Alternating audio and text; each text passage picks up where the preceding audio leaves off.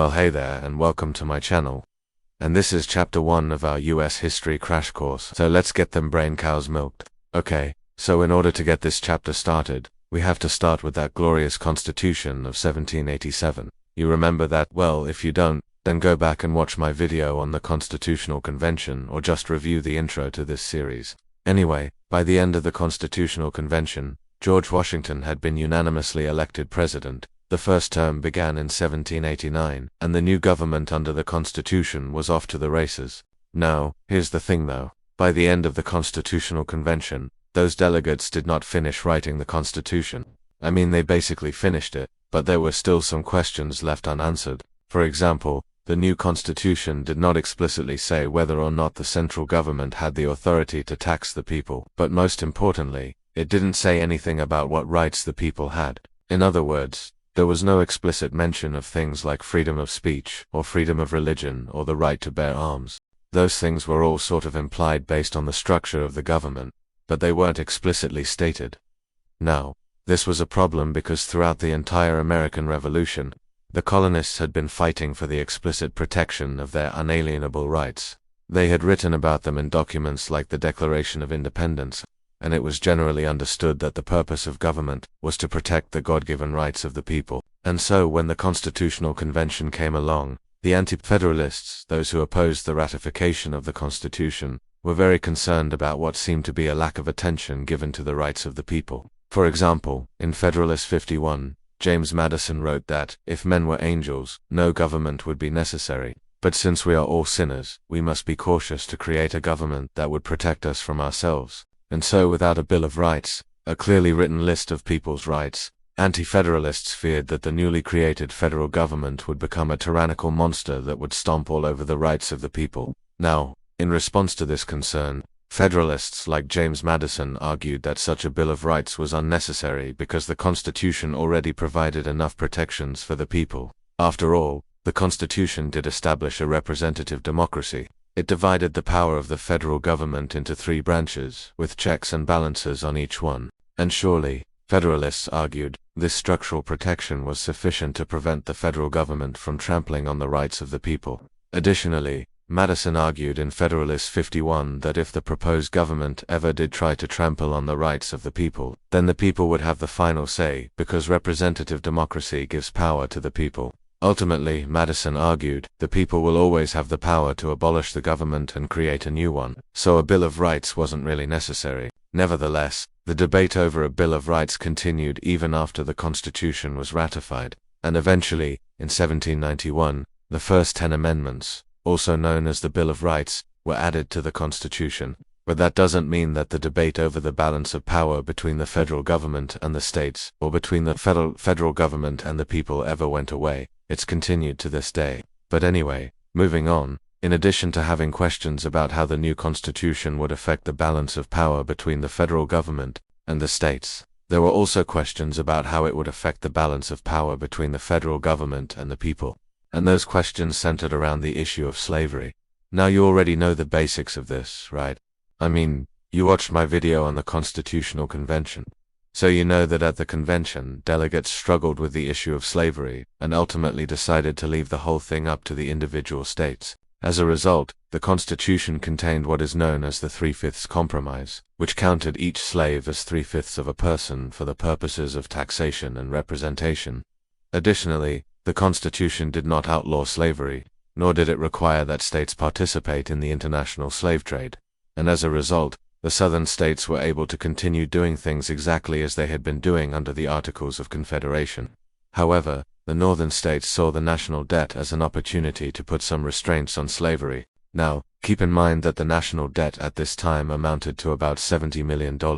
And that may not sound like a lot, but remember that the United States had a population of only about 4 million people, and most of those people were not contributing to the national debt because they were not allowed to vote. So $70 million represented a huge burden for the few who did pay taxes. Now, in order to relieve the burden of paying off this debt, northern states wanted to institute some sort of national tax on the institution of slavery itself. After all, the southern states were the ones who wanted to keep slavery legal, and it was slavery that was really the only source of wealth in those states. So why shouldn't the institution of slavery itself be taxed? Well, Southerners obviously said no. They fought tooth and nail against any attempts to tax slavery, and eventually they were able to compromise with the North on this issue.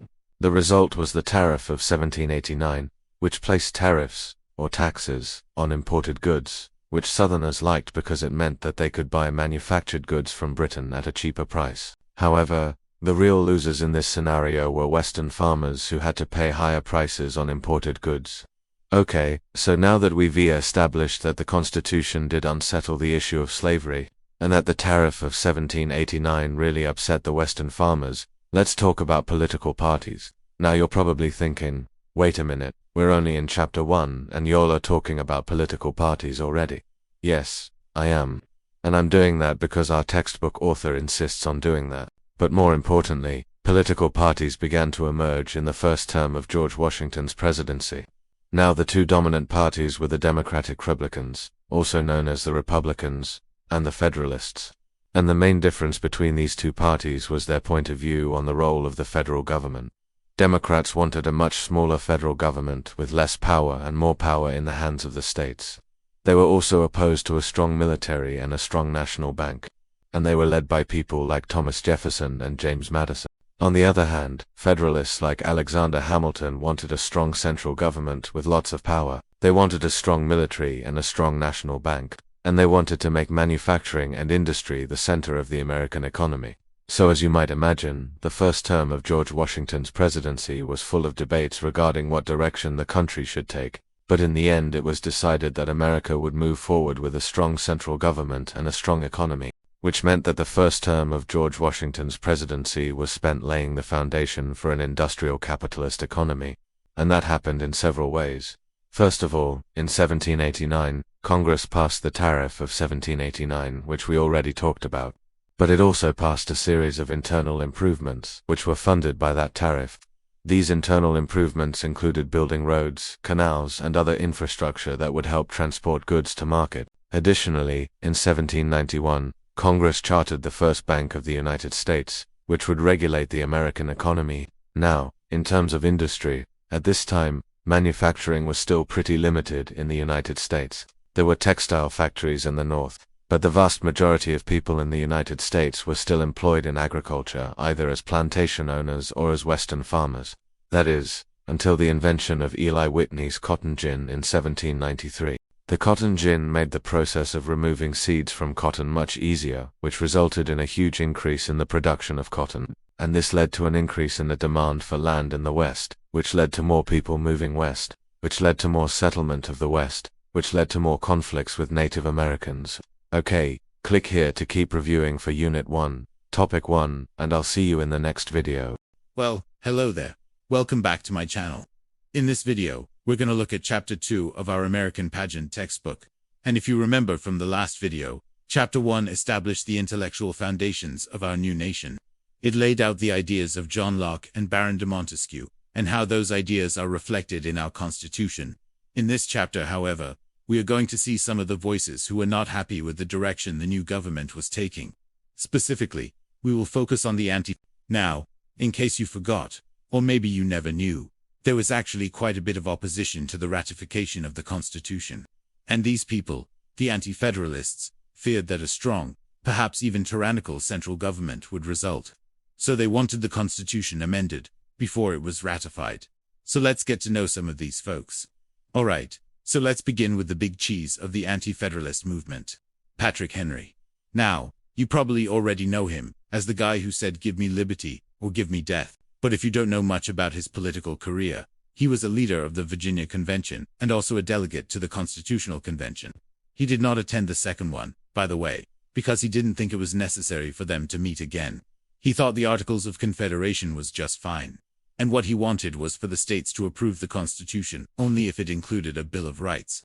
So let us listen to a little bit of what he had to say in his speech to the Virginia Convention. And there's a few things to notice here. First, he's speaking extemporaneously, which means without any notes. And that's kind of characteristic of how he operated. Also, you'll notice that he uses biblical allusion and metaphor and just rhetoric in general to really sway his audience. Check this out.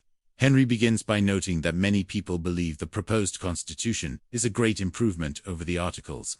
However, As he says, "I have never yet seen a paper which had the effect of making a party of friends. Instead, the proposed constitution has excited in my mind, and in the minds of many others, a most profound distrust.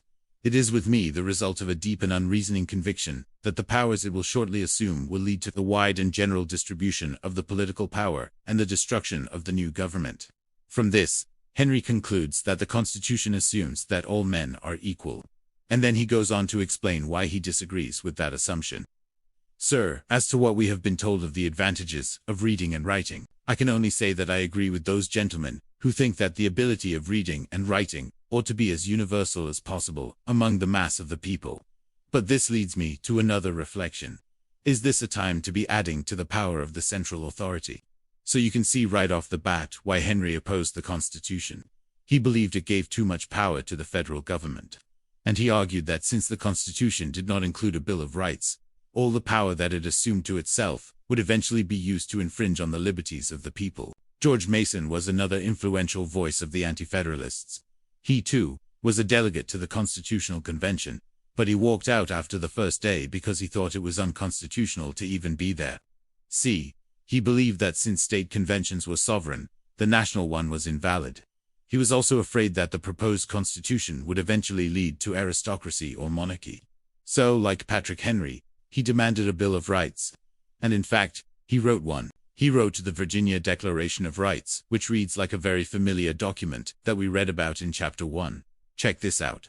"All men are by nature equally free and independent, and the government of every state shall be erected and conducted for the peace and happiness of the people under the following principles." And then he goes on to list a whole bunch of rights and liberties that are guaranteed to the people. Now, while George Mason's Bill of Rights was not adopted in its entirety, many of his ideas were absorbed into the Constitution and the subsequent Bill of Rights. Now, if you're curious what the Federalists had to say about all this, stick around till the next video and we'll talk about that. Alright, let's finish up with two more anti-Federalist voices, the first one being Thomas Jefferson.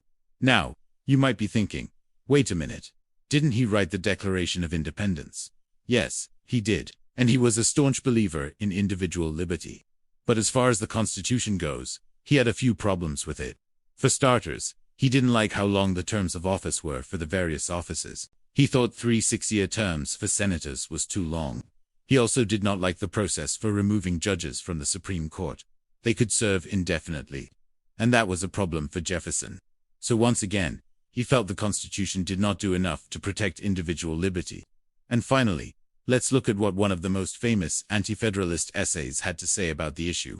Now you may be asking yourself, who the heck is Brutus? Well, Brutus was the pen name of Robert A.H. Stewart, a member of the New York State Legislature and later Lieutenant Governor of New York. Now, Brutus, along with the other author of the Brutus Papers, apparently thought so little of the Constitution that they didn't even want their real names attached to their arguments against it. But regardless of who he was, what he had to say was important. In Federalists No. 1, Brutus lays out the main argument against the Constitution. He says the accumulation of all powers, legislative, executive, and judiciary, in the same hands may justly be pronounced the very definition of tyranny, that government is tyrannical, which concentrates a large, or an unusual, degree of this power in the same subject. Now, Brutus goes on to suggest that a large republic is the best safeguard against tyranny, and he admits that factionalism and corruption will probably arise in such a large republic. But he argues that those things cannot stand against the common sense of the majority. That is, the majority will always prevail over such obstacles. And so it is the majority that will ultimately keep tyranny at bay. But there's a problem with this argument. Not everyone is part of the majority, and therefore not everyone's interests are going to be represented. Who, for example, will speak up for the rights of the accused in a criminal trial? That's a question Brutus addresses. He says the courts of justice are considered as the bulwarks of a limited constitution against legislative encroachments. This is one of the ways in which the Anti-Federalists were way ahead of their time. You see, they were acutely aware of the need to protect individuals from the power of the state. And what they were essentially saying was this: where would the rights of the people be protected if all the power was concentrated in the federal government? Where would the rights of the accused be protected if the federal government had too much power?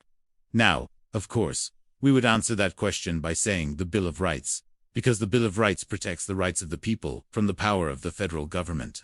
But the anti-federalists did not enjoy the benefit of hindsight. They did not have the Bill of Rights when they were arguing for ratification, and so it is no surprise that they feared the potential tyranny of a strong centralized government. Alright, let's finish up by talking about why the anti-federalists lost. Well, first of all, let me remind you that they weren't completely wrong. In fact, some of their concerns were realized in the early years of our country, but they were unsuccessful in preventing the ratification of the Constitution. Why? Well, there's a few reasons. First, the anti-federalists were not united on a particular issue. While they all agreed that a Bill of Rights was needed, they disagreed on pretty much everything else. Second, the Federalists, as we'll see in the next video, made some pretty compelling arguments for the ratification of the Constitution. And third, the anti-federalists just couldn't come up with a viable alternative to the Constitution. They didn't have a plan to fix the problems they perceived. They only knew what they didn't want. Alright, click right over here to grab a view packet if you need help getting an A in your class and a 5 on your exam in May. And additionally, check out this video on the Federalist response to the anti-federalist. And additionally, subscribe if you want me to keep making these videos. Alright, thanks for watching. Welcome back to our series. In our last chapter, we saw the anti-federalists championing a Bill of Rights, a clear list to protect individual freedoms from the new, powerful federal government. Today, in Chapter 3, we're flipping the coin to explore a fascinating twist in the tale. The Federalists' initial, and quite strong, reluctance to add such a bill. You might be thinking, why on earth would anyone be against a Bill of Rights? It seems like a no-brainer, right? Well, for intellectual giants like Alexander Hamilton and James Madison, the architects of the Constitution, it wasn't that simple. Their argument was profound and, in their view, logically sound. They believed the Constitution, as written, was a masterpiece of limited government. Let's break down their thinking. The Federalists argued that the Constitution was a document of enumerated powers. This means the federal government could only do what was explicitly listed within its articles. For instance, it could coin money, declare war, and regulate interstate commerce. But could it censor the press? Could it establish a national religion? According to the Federalists, absolutely not, because those powers were never granted to it in the first place. In their minds, the entire structure of the Constitution was the ultimate protection of liberty. The government was given a specific, limited set of tools. Anything not in that toolbox, it simply couldn't do. So, Hamilton asked, why declare that the liberty of the press shall not be restrained, when no power is given to the government to restrain it? To him, it was redundant. It was like putting a sign on your house that says no giraffes allowed, when it is already impossible for a giraffe to get inside. This brings us to their biggest fear, a concept that's a bit tricky, but absolutely crucial to understand. The Federalists were deeply concerned about what lawyers called the principle of expressio unius, est exclusio, alterius asterisk, a fancy Latin phrase that means the express mention of one thing excludes all others. They worried that if you started listing specific rights, like freedom of speech and religion, it would create a dangerous implication. What about all the other countless rights that weren't listed? Imagine you write a list of protected rights: speech, press, assembly. A future overreaching government could then argue, well, the list doesn't mention the right to privacy, or the right to travel, so we must have the power to control those things. By trying to protect some rights, the Federalists feared they would inadvertently endanger all the rights that weren't, and perhaps couldn't be, written down. They believed human rights were vast and natural, and attempting to list them all was not only impossible, but could actually shrink them in practice. The unlisted rights would be left vulnerable. So, for Hamilton, Madison, and their allies, the Constitution was already a Bill of Rights in and of itself. Its silence on certain powers was, to them, the loudest and clearest protection for the people. By defining what the government could do, they believed they had implicitly forbidden it from doing anything else. It was a brilliant, logical argument, rooted in a deep trust in the structure they had so painstakingly created. But politics, as we all know, is rarely just about pure logic. While the Federalists were making these sophisticated legal arguments in essays and debates, the political reality on the ground was very different. The anti-federalists had tapped into a powerful and widespread public fear. Remember, these were people who had just fought a revolution against what they saw as a tyrannical central government in Britain. The idea of creating a new, powerful government without explicit, written guarantees for their liberties felt like a terrifying step backward. State ratifying conventions became the battlegrounds. In key states like Massachusetts, Virginia, and New York, the debate was fierce. The anti-federalists were persuasive. They painted a picture of a future federal government that could, over time, twist the Constitution's words and slowly chip away at freedoms. Their call for a Bill of Rights was simple, powerful, and resonated deeply with the common person. It was a tangible promise, a shield they could hold up. The Federalists quickly realized they were facing a major political problem. Their brilliant logical arguments weren't winning hearts and minds in the same way. The ratification of the entire Constitution was genuinely at risk. In several states, the vote was raised. It became clear that without a compromise, the more perfect union they had worked so hard to design might never even come into existence. The nation could splinter before it even truly began. This is where James Madison, the father of the Constitution, shows his incredible political pragmatism. Despite his own intellectual reservations about a Bill of Rights, he understood that this was a battle he couldn't win on principle alone. He had to bend. To secure the grand prize, a unified nation under the new Constitution, he and other Federalists had to make a crucial promise. The deal was struck. The states would go ahead and ratify the Constitution as it was, and in return the very first Congress to convene under that new government would take up the task of drafting and proposing a Bill of Rights as a series of amendments. This was the Great Compromise. It was a political masterstroke that calmed the fears of the opposition and paved the way for ratification. The Federalists effectively said, "Trust us. Ratify the document now. And we promise we will add the protections you demand." This reluctant agreement marked a pivotal moment. Madison, who had once argued against a Bill of Rights, would now become its primary author and champion in Congress. He shifted from a position of principled opposition to one of pragmatic necessity. He realized that to save the Constitution, he had to be the one to amend it. It wasn't that his fears about listing rights had vanished, but the fear of the Union collapsing had become far greater. And so, the stage was set for the creation of the 10 amendments we now know and cherish as the Bill of Rights. It wasn't born from a moment of universal agreement, but from a clash of ideologies and a necessary, hard-won political compromise. The Federalists, through a journey of reluctance, intellectual debate, and finally, political persuasion, agreed to add the very thing they once argued was unnecessary and even dangerous. In our next chapter, we'll dive into how James Madison took on this monumental task, sifting through hundreds of proposed amendments from the states to craft the elegant and enduring list that would become the cornerstone of American liberty. Thank you so much for joining me on this deep dive into American history. If you're enjoying this series and learning something new, please hit that like button, subscribe to the channel, and ring the notification bell so you don't miss the next chapter. See you next time. Alright, now let's go back to our American history course. Chapter 4, The Promise of a Bill of Rights. Now this is where things get interesting. So let's begin with a little bit of review. So far we have seen the Articles of Confederation fail. We have seen the Constitutional Convention take place, and we have seen the Constitution get proposed. Now in order for this Constitution to go into effect, it had to be ratified by 9 states. And we've been following along with Virginia, New York, North Carolina, Massachusetts, Maryland, Pennsylvania, New Hampshire, and South Carolina. Oh, and also, Rhode Island finally joined us. But now, after all that, there are only 6 states that have ratified the Constitution. And we need 9, or it doesn't go into effect. Now remember why some of these states are leery. They are afraid that the central government, under this Constitution, is going to become too powerful. Now some of them, like North Carolina, have agreed to ratify if certain changes are made. But what about the holdouts? Well, 2 of them, Rhode Island and North Carolina, say they will never ratify unless a Bill of Rights is added. In other words, they want a list of amendments that protect individual liberties against a tyrannical central government. Now this caused the framers to have a bit of a crisis.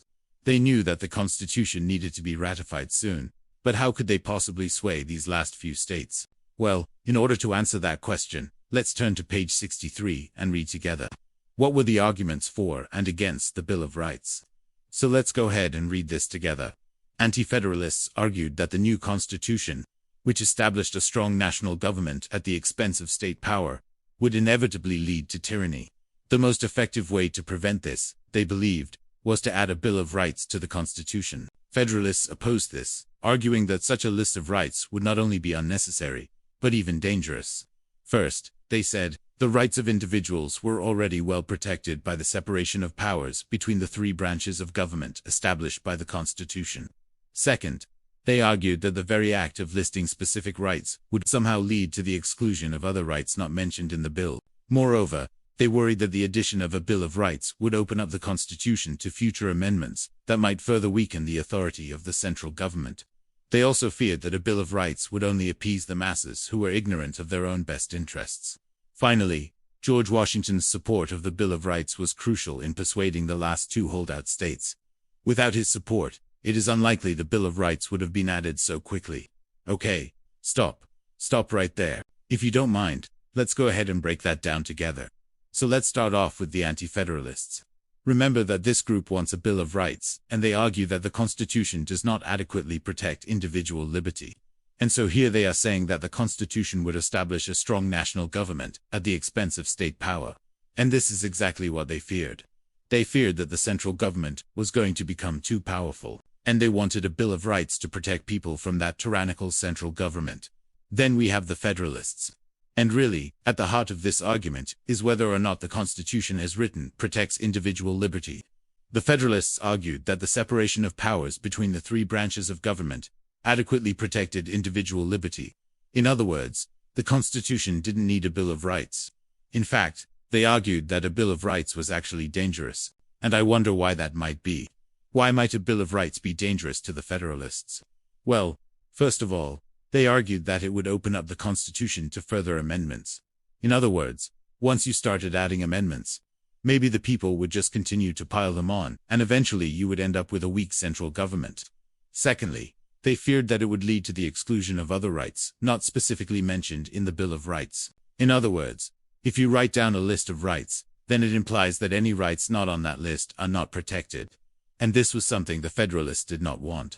Also, they argued that a Bill of Rights would only appease the masses who were ignorant of their own best interests. In other words, they thought that a Bill of Rights was really only good for uneducated people. Of course, this was a bit of an insult to the Anti-Federalists who were calling for a Bill of Rights. Finally, we have a little tidbit here at the end that tells us that without George Washington's support, it is unlikely the Bill of Rights would have been added so quickly. Now, why would George Washington's support matter? Well, let's go back to our map and see what states still need to ratify the Constitution. Alright, so right now we have 7 states that have ratified the Constitution, and we need 9. We already know that Rhode Island and North Carolina will only ratify if a Bill of Rights is added. But look at where George Washington was president. He was president of what state?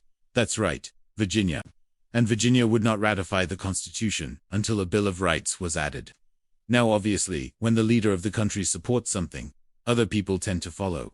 And so it was George Washington's support of a Bill of Rights that helped push through the ratification of the remaining states. Okay, so now let's continue on. So the question remains, how did the Constitution survive? Well, it survived because of a promise. The promise was that amendments protecting individual liberties would be added to the Constitution. In other words, the framers promised the Anti-Federalists that they would add a Bill of Rights. And this is what ultimately led to the ratification of the Constitution. Now let us finish up by turning to our document-based question here at the end of the chapter. Okay, so let's read this. What does this political cartoon suggest about the debate over the ratification of the Constitution? Now, if you look carefully at this political cartoon, you can see 2 groups of people. One of them is outside looking in. They represent the Anti-Federalists who want to keep debating the Constitution, and they fear that if the Constitution goes into effect, that the central government is going to become too powerful. And so they want to add a Bill of Rights before they ratify it. Then you have the other group of people, and they are inside looking out. These are the Federalists, and they argue that the Constitution as written protects individual liberty, and that a Bill of Rights is both unnecessary and even dangerous.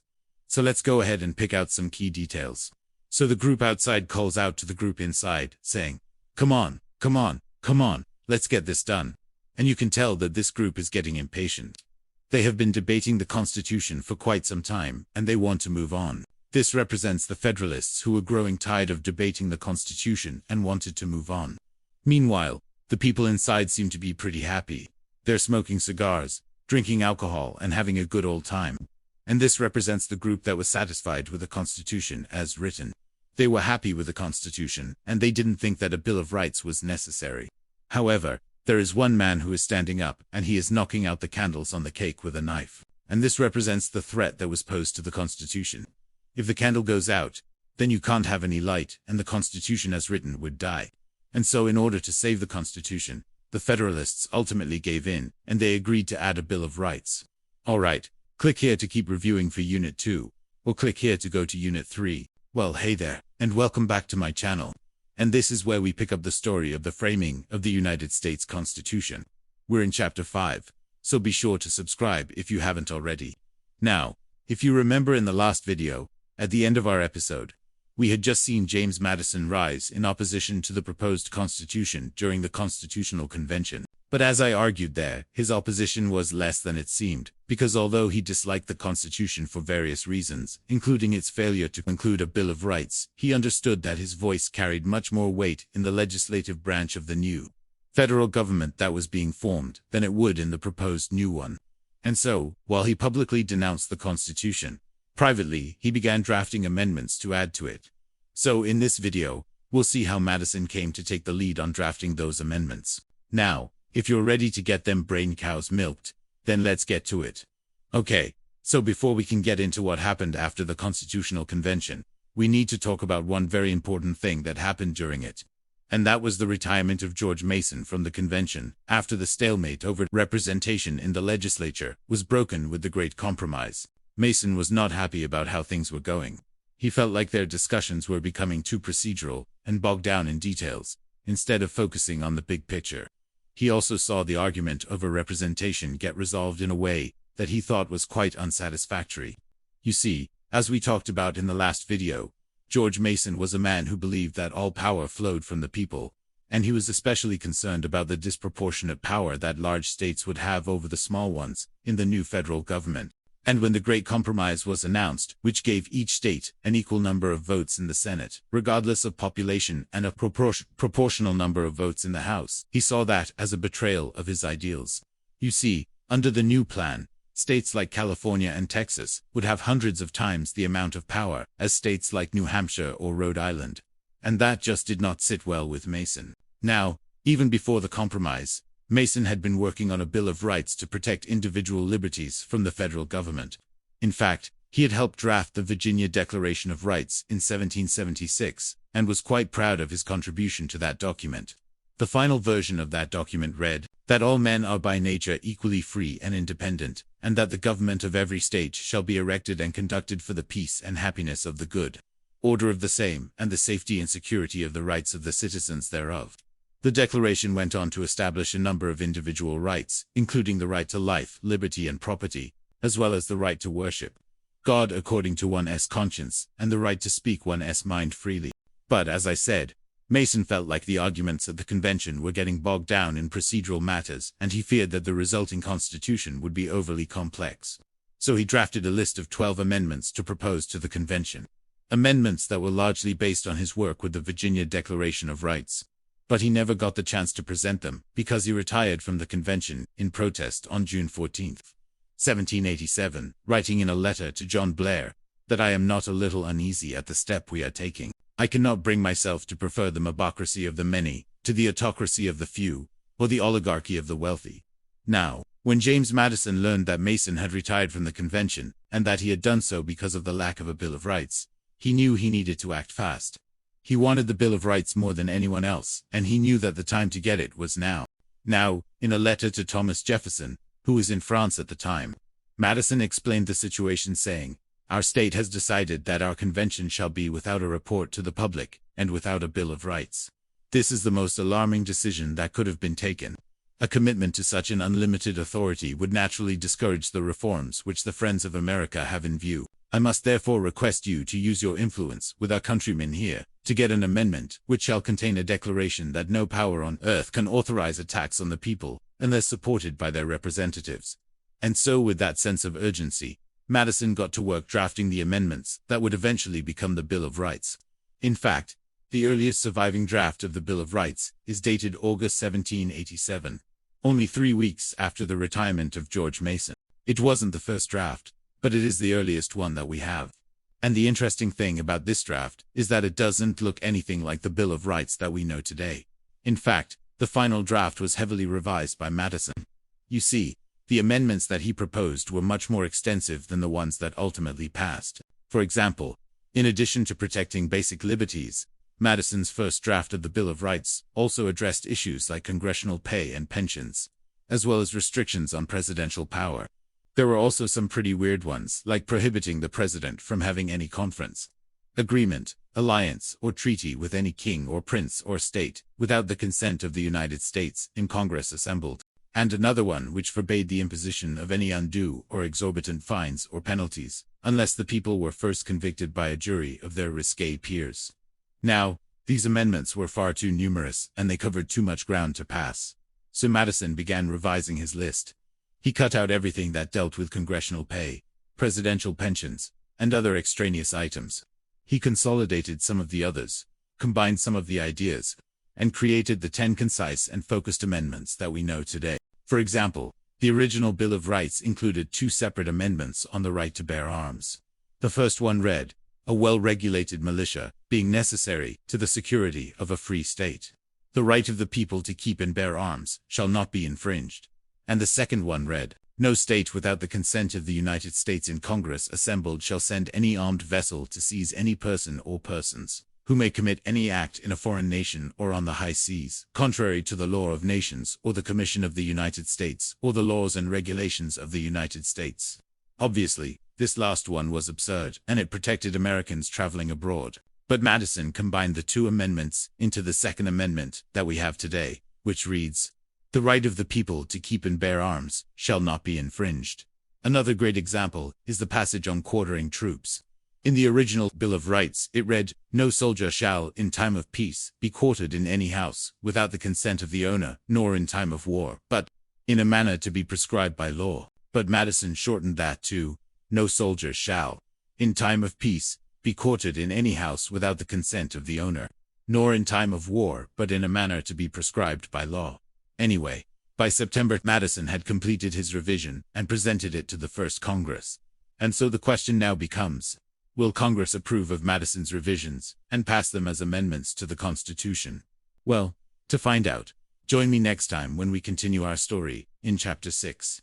Hey, real quick before you go, if you want more 1787, I've got just the thing for you. Check out my podcast, 1787, The Making of America. Each week we tell the fascinating stories of the people who built America and how their decisions continue to affect us today. Click below to listen to the whole series. You can also check out my other podcast, The Federalist. It's a show about the American Revolution. You won't want to miss it. Okay, it's time for Chapter 6, the drafting process, and we have a lot of ground to cover.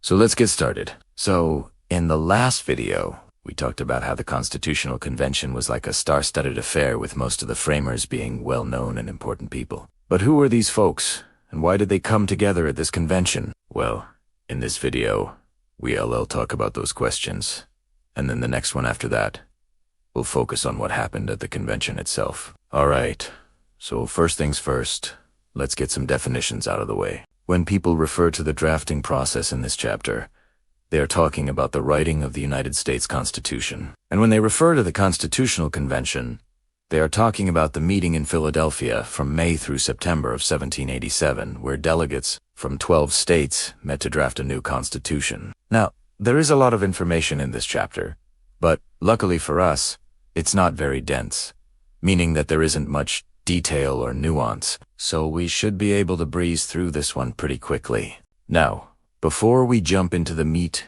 and potatoes of this chapter, let's go ahead and get our first key term out of the way. That term is a constitutional convention, so pay close attention.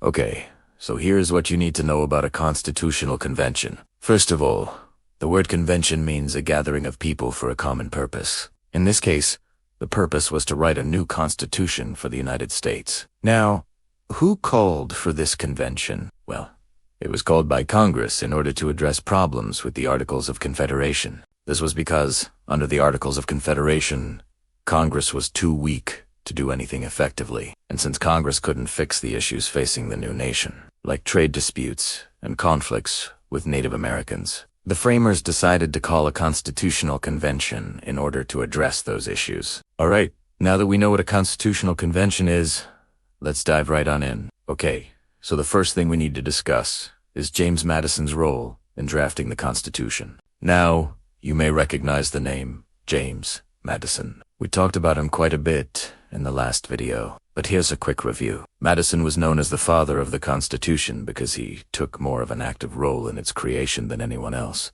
But before the convention even began, he was hard at work writing. In fact, he wrote more than any other delegate combined. Now, what exactly was Madison writing? Well, his first task was to propose over a dozen amendments to the Articles of Confederation. Now, we don't need to worry about what all of these amendments were, but it is important to know that they formed the basis for the new Constitution. Now, you might be wondering, wait a minute. If Madison was proposing amendments to the Articles of Confederation, then wouldn't that mean that he wanted to keep the Articles?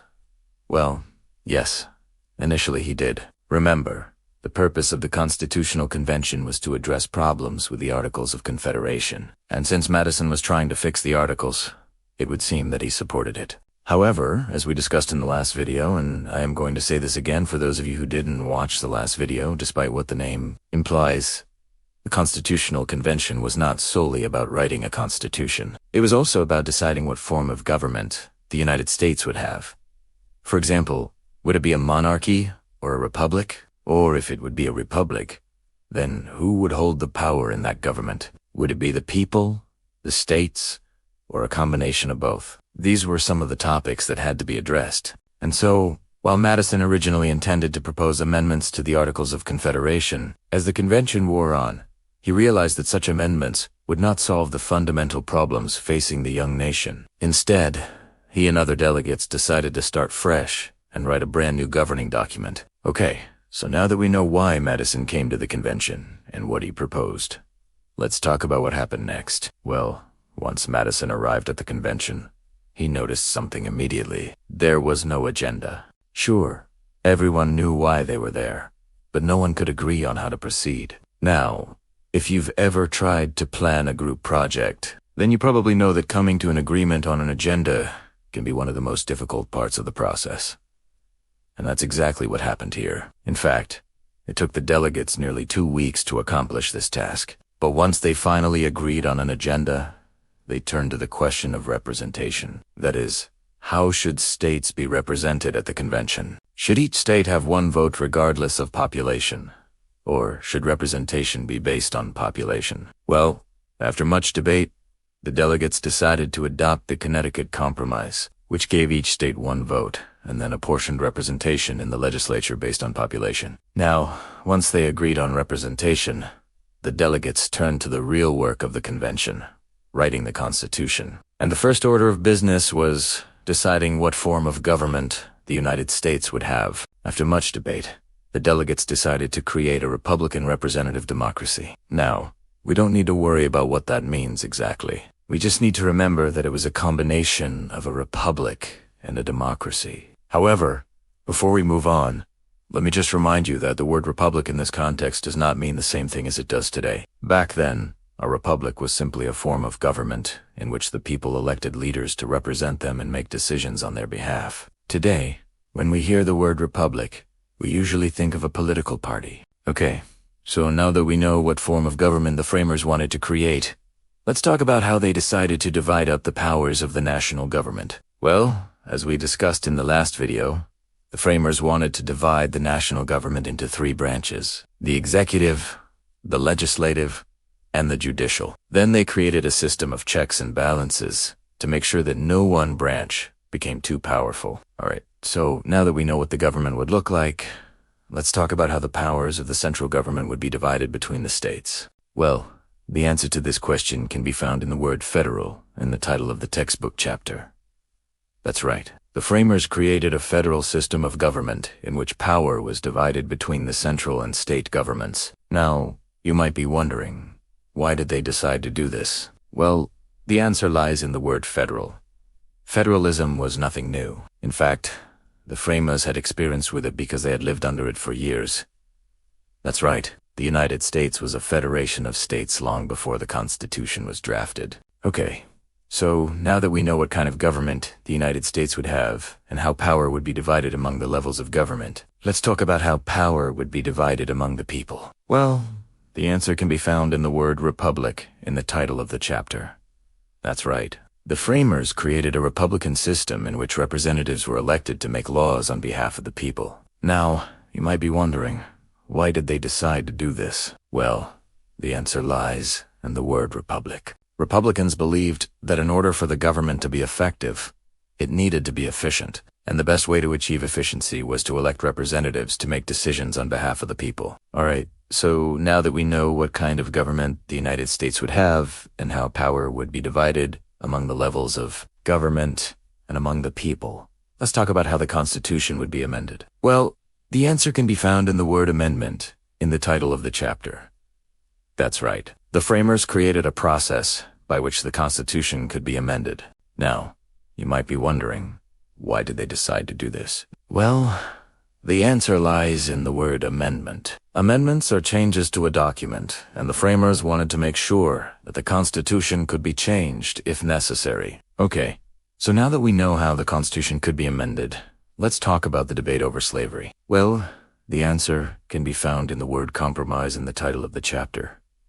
That's right. The framers compromised on the issue of slavery. Now, you might be wondering, why did they decide to do this? Well, the answer lies in the word compromise.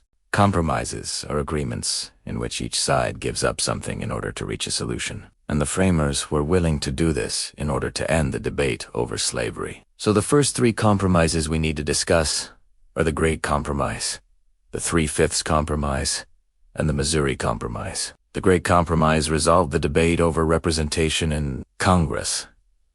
Southern states wanted representation based on population, while northern states wanted equal representation for each state. The compromise created a bicameral legislature with the Senate, which represented states equally, and the House of Representatives, which represented states based on population. The 3/5 Compromise resolved the debate over how slaves would be counted for purposes of representation and taxation. The compromise provided that 3/5 of all slaves would be counted for both purposes. The Missouri Compromise resolved the debate over whether slavery would be allowed in new territories. The compromise prohibited slavery in the Louisiana Purchase north of the 36 degrees north latitude line. Now that we know how the Constitution was drafted, let's finish this chapter up by discussing the influences on its development. Well, the first influence we need to discuss is state petitions. State petitions are formal requests to the government. In this case, the state petitions were asking the national government to address grievances such as trade disputes. The state petitions demonstrated that the national government was necessary in order to protect the interests of the states. Next, we need to discuss colonial traditions. Colonial traditions are customs and practices that developed during the colonial period. One example is the use of elected representatives to make laws on behalf of the people. This tradition influenced the creation of a republican system of government. Then we have the Enlightenment. The Enlightenment was an intellectual movement that emphasized reason and individual rights. Thinkers such as John Locke and Jean-Jacques Rousseau argued that the government should be limited in order to protect the natural rights of the people. This influenced the creation of a constitutional government in which power was divided between the central and state governments. So, in conclusion, the drafting process was influenced by a variety of factors, including state petitions, colonial traditions, and the Enlightenment. The result was a unique system of government that has served as a model for other nations. Alright, click here to keep reviewing for Unit 3, and I'll see you in the next video. Hey everyone, and welcome back to our deep dive into the foundations of American history. Today, we're tackling a truly pivotal moment, the ratification of the Bill of Rights. If you've been following along, you know we've journeyed through the drafting of the Constitution and the fierce debates that followed. Now, let's get into Chapter 7, where these abstract ideals of liberty were finally cemented into law. So, picture this. The new United States Constitution is in effect, but many people are still nervous. They worry that this powerful new federal government might overstep its bounds and trample on individual freedoms. Thinkers like James Madison, initially hesitant about adding a Bill of Rights, came to see its necessity. He realized that to truly unify the nation and earn the trust of the people, specific protections had to be spelled out. The promise of a Bill of Rights was, For many states, the deciding factor in ratifying the Constitution in the first place. Madison took on the monumental task of sifting through hundreds of proposed amendments suggested by the various state ratifying conventions. He was looking for the core principles, the most essential rights that needed protection. He wasn't just grabbing ideas out of thin air. He was channeling the collective anxieties and hopes of a new nation. He presented a list of proposed amendments to the First Congress in 1789. The debate in Congress was intense. As you can imagine, every word, every comma, was scrutinized. Lawmakers debated the scope of these rights. How do you define freedom of speech or religion without making it too broad or too narrow? They wrestled with these questions, understanding the weight of their decisions. Their goal was to create a document that would stand the test of time, protecting citizens from potential government overreach for generations to come. After months of deliberation, Congress managed to consolidate and approve 12 amendments. That's right, 12, not 10. These 12 proposed amendments were then sent out to the states for the next crucial step, ratification. According to the Constitution, 3/4 of the states needed to approve an amendment for it to become law.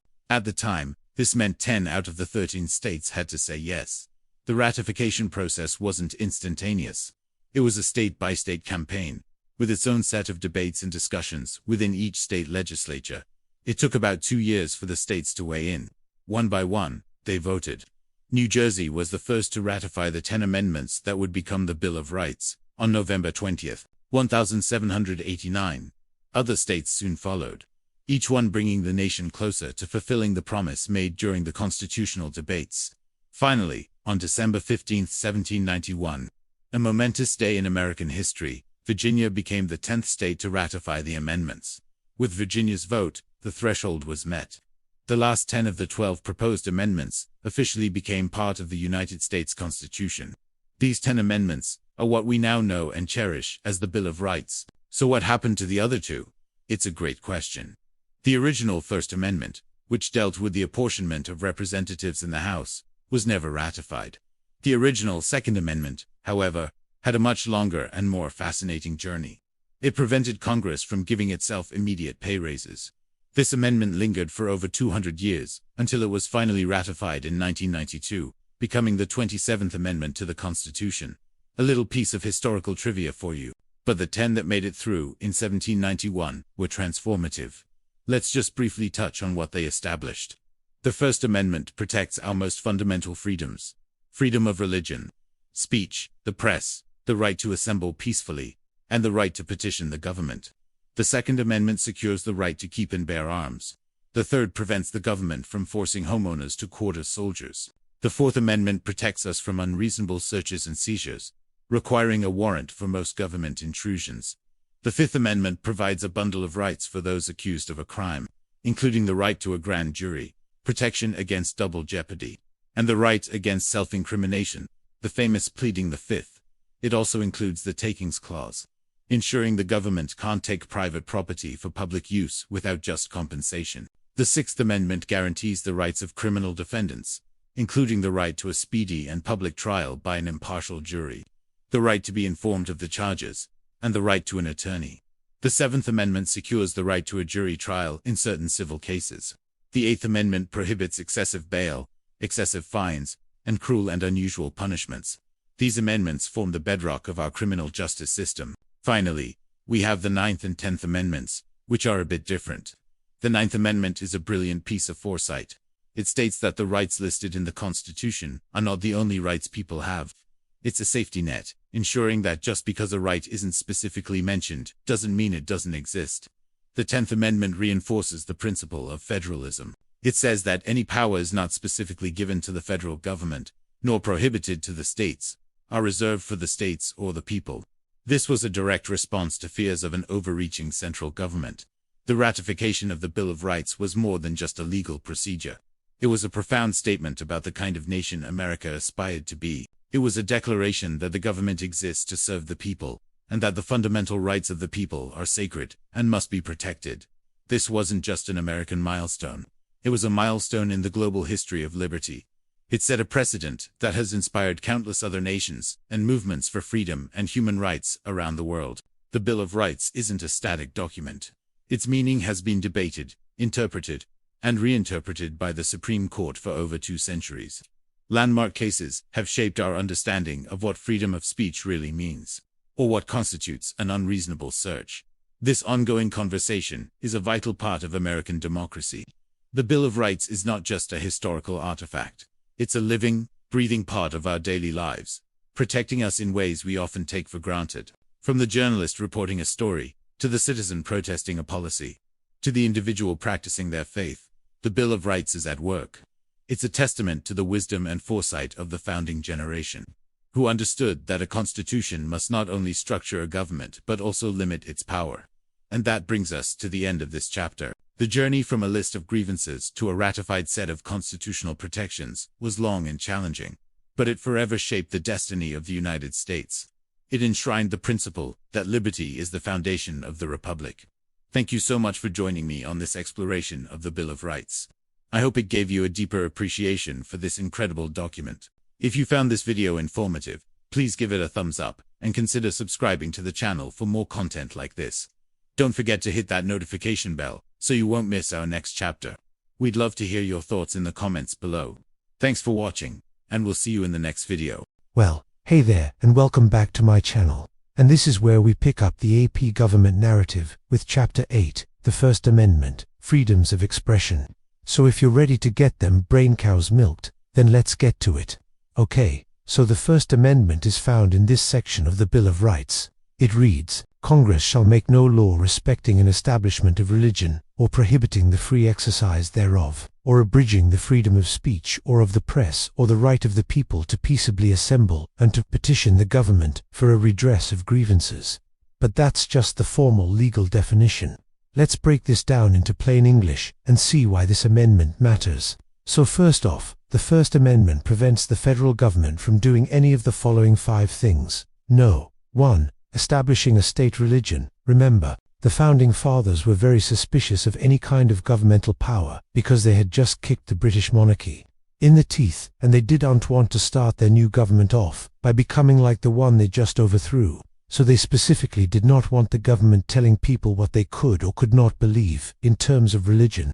That freedom was considered essential to a free society. Second, the First Amendment also prohibits the government from interfering with the free exercise of religion. This means that you are free to practice your religion without fear of government reprisal. And while we'll talk about some exceptions to this later, generally speaking, if you want to go all the way to the metaphorical bank on Sunday, then knock yourself out. Just do expect me to bail you out when you come back with a giant stack of fines for violating some health code or labor laws or something. Third, the First Amendment guarantees freedom of speech. This means that you can say pretty much whatever you want without fear of government censorship or punishment. Again, we will discuss some exceptions to this later, but for now, just remember that you cannot yell fire in a crowded theater and incite a panic. Fourth, the First Amendment also guarantees freedom of the press. This means that the government cannot censor or punish newspapers, magazines, TV stations, radio stations, websites, etc., for what they print or broadcast. And fifth, the First Amendment guarantees the right of the people to peacefully assemble and to petition the government for a redress of grievances. Now, let's be real. Most of us don't know how to assemble petitions anymore. If we wanted to do that, we would have to actually leave our houses and do stuff. But at least this amendment does ensure that we have the freedom to assemble together and to petition the government for changes that we want to see. Now, why did these rights matter so much to the early Americans? Well, as you learned in the last video, the British government had a nasty habit of getting up in the face of its American subjects and telling them what they could and could not do. And that really irritated the colonists, especially since they didn't have any representation in Parliament to speak up on their behalf. So once they got the idea of self-government in their heads, freedom of expression became a top priority because it allowed people to air their grievances and argue for solutions without fear of punishment. Additionally, the Founding Fathers believed that protecting these freedoms would be essential to the success of the new republic. In Federalists 10, James Madison argued that a free press was necessary to the proper functioning of a representative democracy. He said, Such a system of government could not be established without a vast body of citizens who may be considered as the bulwarks of a limited black constitution against legislative This would be a powerful obstacle against any attempt to end the government by the majority to the oppression of that right, which can only be exercised in a state of comparative freedom. Okay, I know that was a lot to read, but just trust me when I say that Madison was basically saying that without a free press, the government would become tyrannical. Alright, now let's finish up by talking about the legacy of the First Amendment. And the main thing that you need to know here is that the First Amendment is considered the cornerstone of American democracy. It undergirds our entire system of government and protects our fundamental rights as citizens. Without the freedoms of expression protected by the First Amendment, our government could easily become tyrannical and oppressive. Now that doesn't mean that the government never infringes on our First Amendment rights. It just means that our First Amendment rights are considered so important that whenever they are violated, it is a big freaking deal. For example, in 1941, the Supreme Court ruled in the case of Minnis v. New York that a man who burned a Nazi flag in protest could not be arrested for doing so. This is because the court ruled that his action was protected under the First Amendment as guarantee of freedom of speech. However, it is important to note that the guaranteed right to free speech does not include the right to free speech on someone else's property, and as such, if you're standing on someone's private property and protesting their politics, then you might be arrested for trespassing. That's why protesters often stand on the sidewalk in front of a building instead of inside the property line. Okay, let's try another example. In 1969, the Supreme Court ruled in the Tinker v. Des Moines case that students could not be punished for wearing black armbands to school in protest of the Vietnam War. The court ruled that this was protected political speech and that the school administration had violated the students' First Amendment rights. Now let's talk about the Free Exercise Clause of the First Amendment. In 1992, 2 Amish families removed their children from public schools after they graduated from 8th grade because they believed that public education was no longer necessary after that point. The state of Wisconsin, however, believed that this was a violation of compulsory education laws, and so the case went to the Supreme Court, where it was decided that the state's interest in the education of these children was not greater than the family's First Amendment right to the free exercise of their religion.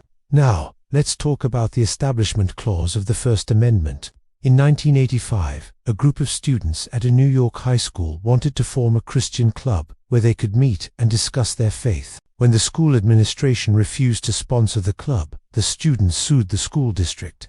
The Supreme Court ruled that the school district had violated the Establishment Clause of the First Amendment by denying the students the ability to form a religious club. Okay. So let's finish up with a quick review of the main ideas you should take away from this chapter. The First Amendment guarantees 5 freedoms: freedom of religion, freedom of speech, freedom of the press, freedom of assembly, and freedom to petition the government for a redress of grievances. These freedoms are essential to a free society and are considered the cornerstone of American democracy. The First Amendment prohibits the government from establishing a state religion or interfering with the free exercise of religion. It also guarantees freedom of speech, which means that you can say pretty much anything you want without fear of government censorship or punishment. There are some exceptions to this, like if you yell fire in a crowded theater and incite a panic. The First Amendment also guarantees freedom of the press, which means that the government cannot censor or punish newspapers, magazines, TV stations, radio stations, websites, etc., for what they print or broadcast. Finally, the First Amendment guarantees the right of the people to assemble peacefully and to petition the government for changes that they want to see. Okay, click right over here to grab a view packet if you need help getting an A in your class and a 5 on your exam in May. I've got videos on all the other chapters right here, and I'm adding new ones all the time. So if you're not already subscribed, well, go ahead and click that subscribe button and I'll see you in the next video. I'm out. Well, hey there and welcome back to my channel. In TSBDO, we're going to look at Chapter 9 of the North Carolina Manual of Laws. Now, if you don't remember, I've been going through the state criminal codes section by section, book by book, and we're back to the North Carolina criminal codes. Now in looking at Chapter 9, which talks about the laws regarding firearms. But we're only going to look at one part of this chapter today. We're going to look at subsection A, which is the laws surrounding the right to bear arms. and that S because this subsection contains our state S codification of the Second Amendment to the United States Constitution. So let's get into it. Now, before I get into the text of the Second Amendment, I want to preface this with just a little bit of context so you know why this amendment was even necessary in the first place. And that's because when the Founding Fathers were creating our government, they were very worried about having a large standing army within our borders. That was something that they had fought against in the American Revolution. And they didn't want that kind of military force here in the United States. Instead, they wanted to rely on what's known as a citizen militia, and that's why the Second Amendment says, a well-regulated militia being necessary to the security of a free state. They knew that if they could keep people armed and trained in the use of their arms, that the government could unjust raise an army to oppose the citizens in the event of a tyrannical government taking over or whatever. So that's the reason for the Second Amendment. It was to keep the government in check with a well-regulated militia. All right, let's go ahead and dive into the text of the law itself, and then we'll talk about some of the court cases that have interpreted this law. North Carolina General Statutes 14:26-18 reads, "The people have the right to bear arms in defense of themselves and the state. This right shall not be denied or infringed by the state or its law enforcement officers, agents or employees. Nothing in this section shall be construed to require the state or any of its agencies or subdivisions to provide any form of firearm or ammunition to any person or to impose any tax or other financial burden upon any person as a condition to the exercise of the right to bear arms." So basically, what this means is that no one can deny your right to keep and bear arms for self-defense. And it also means that the state can make you buy insurance or pay some kind of fee to exercise your right to keep and bear arms. There are several court cases that have interpreted this statute, and I want to walk you through those really quickly. The first one is a case called State v. Madison. And this case dealt with whether the state could prohibit a person from carrying a concealed firearm into a secured area of an airport if that person didn't have a permit to carry a concealed handgun. In this case, Mr. Patterson was charged with violating this law after he brought his gun onto the airport property, but he left it in his car. The court said that under the North Carolina Constitution, since he had his gun in his car on airport property, that it was still in his constructive possession and that therefore he had not violated this law. The reasoning behind that is because if he had left the gun in his car, it wasn't like out in the open where anyone could get it. It was still in his car where he had left it. Therefore, it was still in his possession. And the court went on to say in this case that it would be a denial of the fundamental right to keep and bear arms if he were convicted of this crime. Therefore, that law was struck down. Another case is State v. Harvey.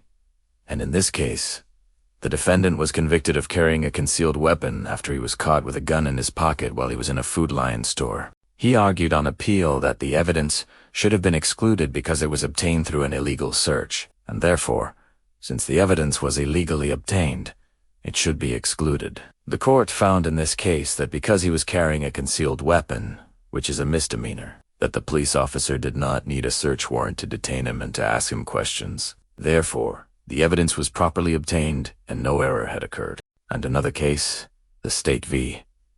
Thompson, dealt with whether a man was allowed to have his concealed carry permit. In this case, Mr. Thompson had his concealed carry permit, but then he got convicted of driving while license revoked. And the court in that case found that under the plain language of the law, once he got convicted of that crime, that automatically revoked his ability to have a concealed carry permit. Next, we have the case of State v.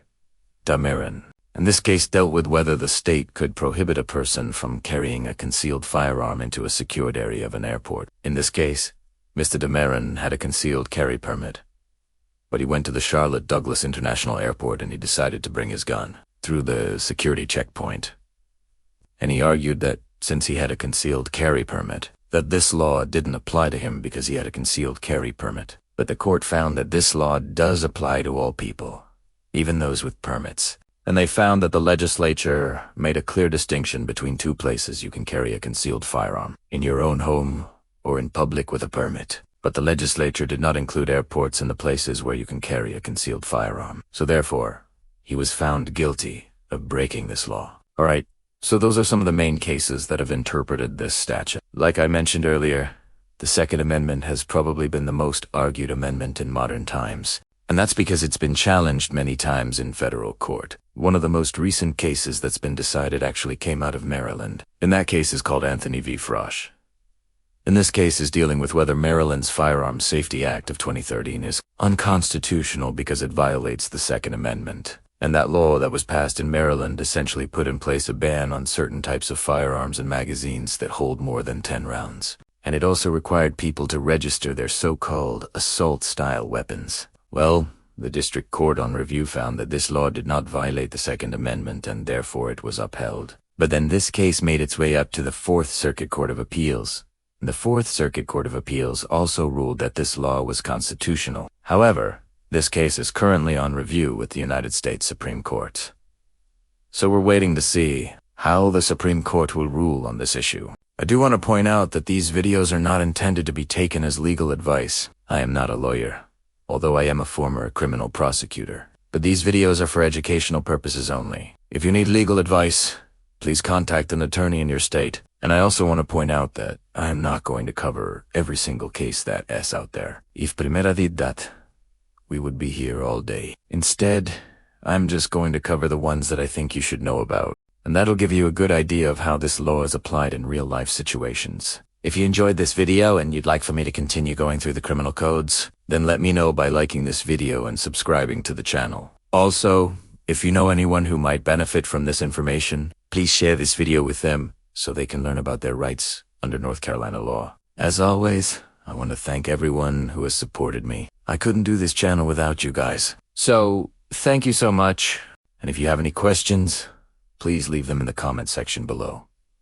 I'll try to answer them as best I can. Also, if you want to stay up to date on all of my latest videos, then make sure to follow me on social media. I post updates whenever I upload new videos. You can also follow me on another platform where I post additional content that you might find interesting. Thank you again for watching, and we'll see you next time.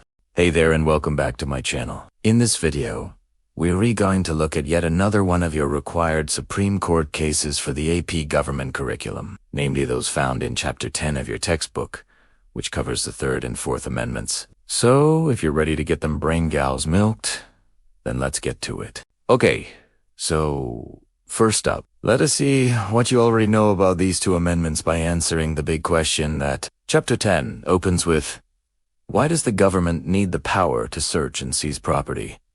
And the answer is pretty simple. Law enforcement officials need the power to search and seize property in order to enforce laws. And there are two specific types of searches and seizures that we need to talk about here. One is a search, which generally refers to looking for evidence of a crime. And the other is a seizure, which generally refers to taking something that can be used as evidence of a crime. And before we get into how the Fourth Amendment protects us from unreasonable searches and seizures, let's start with the Third Amendment, which says that citizens may not be forced to house or quarter soldiers in their homes during peacetime. Now, notice that I said during peacetime because the logic behind this amendment is that during wartime, when a nation is at war, then it is reasonable for the government to require the quartering of soldiers in order to house and feed troops that are away from home. But in times of peace, this kind of quartering would be considered a violation of privacy and therefore unreasonable. Now, where did such an amendment come from? Well, again, let's go back to the days of the grumbling belly, that time period in which our nation was ruled by King George II and everybody was super mad about it. And the source of this particular grievance was the British practice of quartering soldiers in the homes of the colonists, which meant that they were able to avoid paying for the housing of their soldiers, and the colonists had no choice but to put up with having soldiers living in their homes, often under terrible conditions. For example, the soldiers were often smelly and unkempt, and they brought with them all kinds of diseases, not to mention the fact that they relieved themselves in the corners whenever they wanted. So in response, the colonists began to grumble, and eventually the grumbling became so loud that the Founding Fathers took it upon themselves to include a prohibition on quartering soldiers in the new United States Constitution. But after a decade or so of putting up with the British, the colonists had a few more years of experience under their belts, and they decided to make the prohibition against quartering soldiers even stronger than the one that they had written into the Constitution. And that is why we have the Third Amendment today. Okay, now let's talk about the Fourth Amendment, which says that citizens may not be subjected to unreasonable searches or seizures. Now, just like with the Third Amendment, the framers went ahead and borrowed this idea from English common law. In fact, The Fourth Amendment was heavily influenced by a law that was passed in England in 1679 called the English Bill of Rights. And what that law said was that no man shall be compelled to yield up anything demanded of him by the king's officers unless by due process of law. And what that means is that the government cannot simply demand stuff from people. They have to follow the law in order to do that. So what exactly is due process? Well, it's a complicated question, and we'll spend more time talking about it in the next video. But for right now, you just need to understand that due process means that the government has to follow certain rules and procedures in order to take your stuff. And if they don't, then the search or seizure is considered unreasonable and therefore unconstitutional.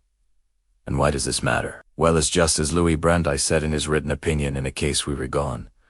Now look at it in a minute. The right of the people to be secure in their persons, houses, papers, and effects against unreasonable searches and seizures is the right to be let alone. In other words, if the government wants to intrude on any of those things, i.e. search and seize your property, they need a good reason to do so, and they need to follow the correct procedures in order to do it. Otherwise, they are violating your right to be left alone, to have privacy in your own space.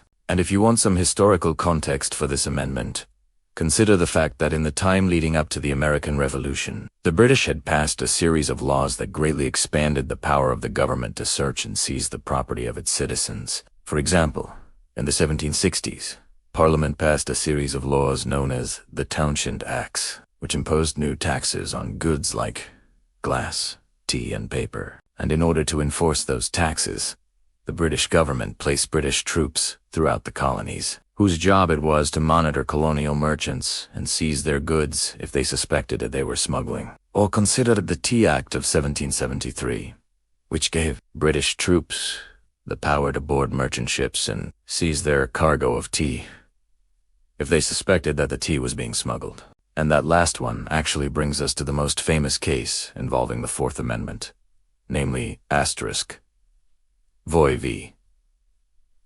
the State of New York. Asterisk, decided in 1967. In this case, a man named Kenneth Bivens Voy was arrested for robbing a bank, and the police suspected that he had buried some of the money from the robbery in the backyard of his home. So without obtaining a warrant, they went to his house and began digging in the backyard. And sure enough, they found a bag filled with the money that had been taken from the bank. And so Voy was tried and convicted for the crime of bank robbery based largely on the evidence that the police had found in his backyard. And so Voy appealed his case to the Supreme Court on the grounds that the police had violated his Fourth Amendment rights by searching his property without a warrant. Now at this point, you're probably thinking, duh, of course they violated his Fourth Amendment rights.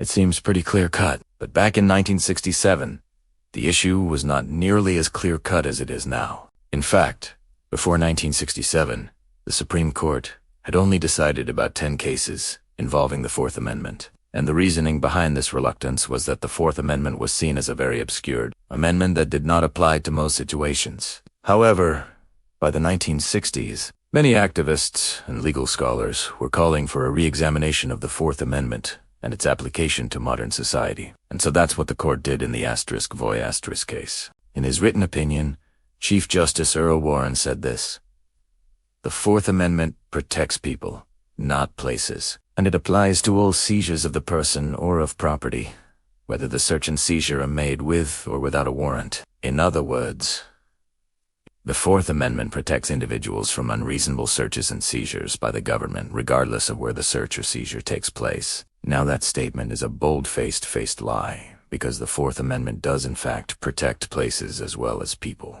But the logic here is sound. That is to say, the government cannot simply barge into your house and start tearing it apart just because they feel like it. They must have a valid reason to believe that UVA committed a crime before they can conduct a search. In this case, the police had none of those things, and therefore their search of Mr. Vo's backyard was indeed unconstitutional. And that, my friends, is the power of the Fourth Amendment. Okay, I hope that helped. And if you want even more help, then click right over here and grab a review packet. I've got videos on all the other required Supreme Court cases right here. Subscribe if you want me to keep making these videos, and I shall surely oblige. I'm out.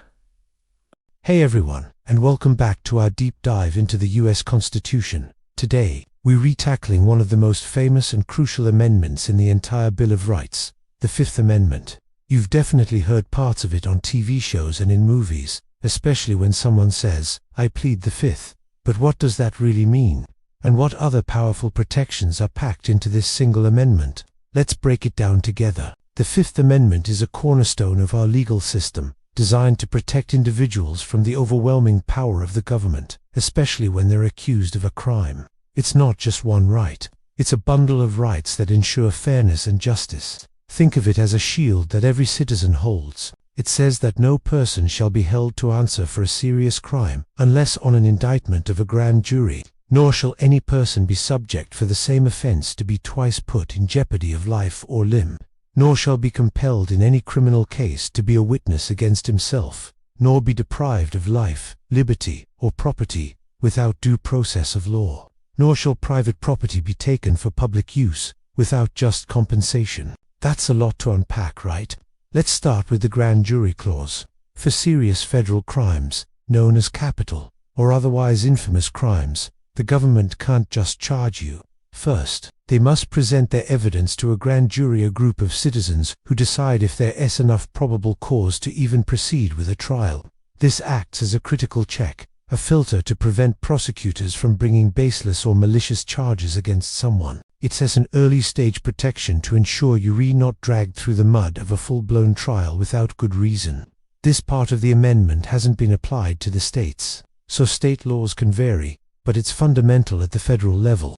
Next up, we have a principle that's essential to the idea of finality and justice, the double jeopardy clause. This means that once you've been acquitted of a crime found not guilty, the government couldn't turn around and try you again for that exact same crime. Imagine the alternative. The government, with all its resources, could just keep trying you over and over until they finally get a conviction. That wouldn't be fair, and it would put an immense and unending strain on the accused. The double jeopardy clause ensures that a not guilty verdict is final. It also protects you from being punished multiple times for the same offense. There are some complexities, like separate trials at the state and federal levels, but the core idea is simple. The government gets one fair shot to prove its case. That's it. Now for the most famous part, the right against self-incrimination. This is what people mean when they plead the Fifth. It means you cannot be forced to testify against yourself or provide evidence that could lead to your own conviction in a criminal case. Why is this so important? It protects the innocent. In the past, governments used coercion, intimidation, and even torture to force confessions. This right ensures that a person's silence cannot be used against them. The burden of proof is always on the prosecution. They have to prove you're guilty with the evidence they gather independently, not by forcing the words out of your own mouth. This principle is so vital that it led to the famous Miranda rights, where police must inform you of your right to remain silent and your right to an attorney before they question you in custody. It upholds the idea that we are innocent until proven guilty. Moving on, we find another massive concept, the due process clause. The Fifth Amendment states that no one shall be deprived of life, liberty, or property without due process of law. This is a fundamental promise of fairness. It has two main components. First, there's procedural due process, which means the government has to follow fair procedures. They have to give you notice of the charges, an opportunity to be heard, and a decision by a neutral decision-maker. Think of it as the rule book the government must follow. They can't just skip steps or make up the rules as they go along. The second component is substantive due process. This is a more complex idea, suggesting that some rights are so fundamental that the government can't infringe upon them, regardless of the procedures they follow. It protects certain liberties that aren't explicitly listed in the Constitution, but are considered essential to a free society. The Due Process Clause is a powerful safeguard against arbitrary and unfair government action, ensuring that the law is applied to everyone in a just and consistent manner. It's the bedrock of our entire legal process.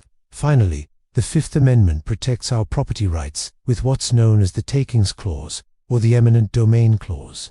It says, "Nor shall private property be taken for public use without just compensation." This means the government does have the power to take your private property for a public purpose, like building a highway, a school, or a park. This power is called eminent domain. However, this power is not unlimited. The public use requirement is meant to ensure the taking benefits the community as a whole. And most importantly, if the government does take your property, they must pay you just compensation. This is typically defined as the fair market value of the property. This clause strikes a balance between the needs of the community and the rights of individual property owners, preventing the government from simply seizing property without paying for it. So, let's put it all together. The Fifth Amendment isn't just one simple rule. It's a comprehensive shield protecting our rights when we are at our most vulnerable, when we are accused of a crime. It guarantees a grand jury review for serious federal charges, protects us from being tried twice for the same crime, gives us the right to remain silent, and ensures that the government must follow fair rules and procedures before it can take away our life, liberty, or property. It even ensures we are paid fairly if our property is taken for public use. Each of these clauses, double jeopardy, self-incrimination, due process, and just compensation, works together to create a system where justice is not just a goal, but a guaranteed process. It forces the government to play by the rules and upholds the dignity and rights of the individual. Understanding the Fifth Amendment is key to understanding the American legal system and the fundamental rights we all share. It's a powerful reminder that in our country, the process matters just as much as the outcome. Thanks so much for watching this breakdown of the Fifth Amendment. I hope it cleared things up and gave you a deeper appreciation for this crucial part of our Constitution. If you found this video helpful, please hit that like button, and be sure to subscribe and turn on notifications so you don't miss our next chapter. We've got more of the Bill of Rights to explore. Drop a comment below with any questions or thoughts you have. Until next time, stay curious and stay informed. In this video, we're going to look at Chapter 12 of the First Amendment, which covers the Sixth and Seventh Amendments. As always, feel free to pause the video and try to answer the questions as we go through them together. Okay, here we go. The Sixth Amendment. In criminal cases, the Sixth Amendment guarantees speedy trial by impartial jury and the right to counsel.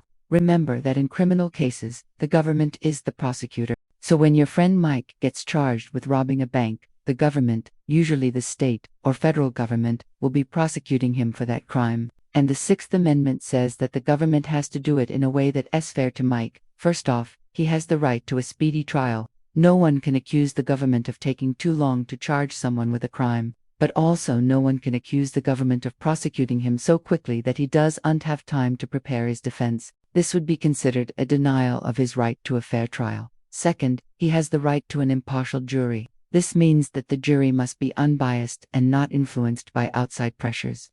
Now, in practice, both sides actually get to choose potential jurors. They go through a process called voir dire, which is the selection of jurors, and each side can strike a certain number of people from the jury pool.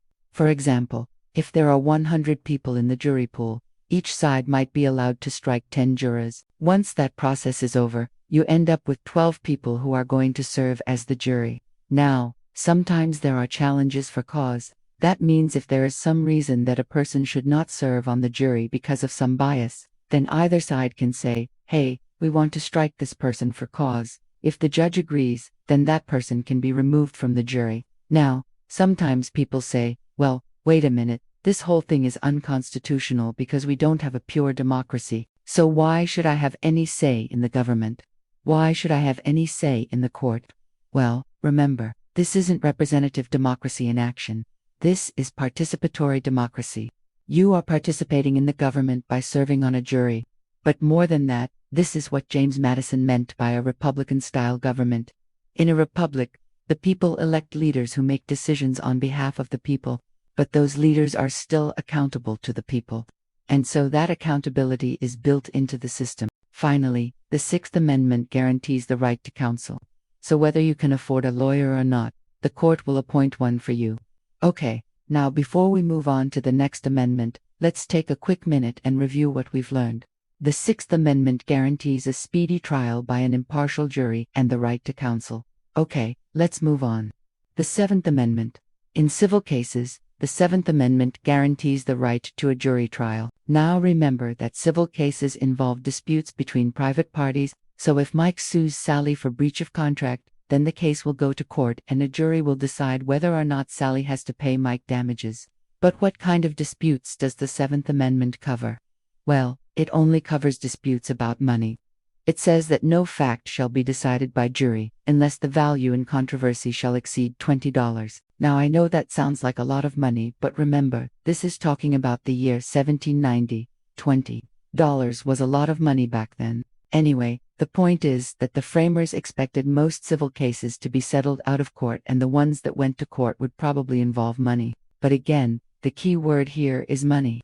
The Seventh Amendment does not apply to non-monetary disputes, even if they are really serious. For example, if Sally sues Mike for custody of their child, then the court would not use a jury to settle that dispute. Instead, the judge would decide the case. Okay, now let's take a minute and review what we've learned. The Seventh Amendment guarantees the right to jury trial in civil cases where the value in controversy exceeds $20. Okay, let's move on. Together, the Sixth and Seventh Amendments create a system of justice for ordinary citizens. Think about it. What kind of justice did the framers want to create with these amendments? Well, first, they wanted to create a system based on the rule of law. They wanted a system that was fair and impartial and applied equally to everyone. Second, they wanted to create a system that was accessible to all citizens. So no matter what you look like, where you come from, or how much money you have, you can go to court and get a fair trial. Third, they wanted to create a system that promoted equality. The idea here is that everyone is equal before the law, and that means that no one is above the law, but also that no one is below the law. We are all equal under the law. Fourth, they wanted to create a system that protected individual liberty. The framers were very concerned about protecting the individual from the power of the government, and so they created a system of justice that put the government on notice that it must respect the rights of the individual. And that is what these two amendments accomplish. By guaranteeing fair trials in both criminal and civil cases, the government is put on notice that it must treat all citizens fairly and impartially. Okay, now let's finish up by looking at some of the vocabulary we've learned in this section. First, we talked about the Sixth Amendment, which guarantees fair trials in criminal cases. Criminal cases are cases in which a person is accused of breaking a law. Now, the Sixth Amendment guarantees three things. It guarantees a speedy trial, an impartial jury, and the right to counsel. Now, the term speedy trial refers to the right of a criminal defendant to a trial without undue delay. The term impartial jury refers to the right of a criminal defendant to a jury of his peers who will decide the case based only on the evidence presented at trial. And finally, the right to counsel means that the government will appoint a lawyer to represent the defendant if he cannot afford one. Then we looked at the Seventh Amendment, which guarantees fair trials in civil cases. Civil cases are cases in which one person or entity is suing another person or entity for a legal remedy. And the Seventh Amendment guarantees the right to a jury trial in civil cases. Now, civil cases can be about a lot of different things, but the Seventh Amendment only applies to cases that involve money. Finally, we looked at the term voir dire, which is the process of selecting jurors. Now, voir dire is an important part of the justice system because it allows both sides to choose jurors who are unbiased and who will follow the law. Now, let us finish up by looking at some of the key concepts we've learned in this chapter. First, we learned that the Sixth and Seventh Amendments together create a system of justice for ordinary citizens. These amendments guarantee fair trials in both criminal and civil cases, which helps to ensure that the government treats all citizens equally and protects the individual from the power of the government. Second, we learned that the Sixth and Seventh Amendments help to promote equality. Everyone is equal before the law, and no one is above the law or below the law. And finally, we learned that the Sixth and Seventh Amendments help to protect individual liberty. The government must respect the rights of the individual, and these amendments help to ensure that the government does not violate those rights. Alright, I hope that helped. If you need additional help, you can click right here and grab a view packet. And if you want me to keep making these videos, you can subscribe right here. I'll see you in the next video. In this video, we're gonna look at another one of your required amendments for the AP Government curriculum. Namely, Amendment 13. So, if you're ready to get them brain cows milked, then let's get to it. Okay, so before we jump in, let me say this is probably the shortest required amendment video that I will have ever made. And the reason why is because there isn't a lot to cover here. But what there is here is really, really important. So, listen up. So let's begin with the text of the amendment itself. It says, excessive bail shall not be required, nor excessive fines imposed, nor cruel and unusual punishments inflicted. Whoa, wait a minute. What happened to the other two? Well, stay with me here. The other two were included in a different amendment, namely the Fifth Amendment. It says, no person shall be subject to any punishment unless on presentment or indictment by a grand jury, except in cases arising in the land or naval forces or in the militia when in actual service in time of war or public stores. That one's about grand juries and double jeopardy. This one's about bail, cruel and unusual punishment, and excessive fines. So let's talk about each of those one at a time. First, excessive bail. In order to understand this part of the amendment, we first have to understand what bail is. So imagine you've been arrested for a crime, but you're not guilty. You go to court and convince the judge to release you until the trial begins. You're not guilty, right? So the judge lets you go free, but you've got to put up something valuable, like maybe your house, so that the court can seize in case you skip town. That thing that you put up is your bail. Now, in order to ensure that the accused shows up for their trial, the judge will set the bail in an amount that is high enough to ensure that the accused will show up. If the bail is set too low, then they might run away because they don't have much to lose.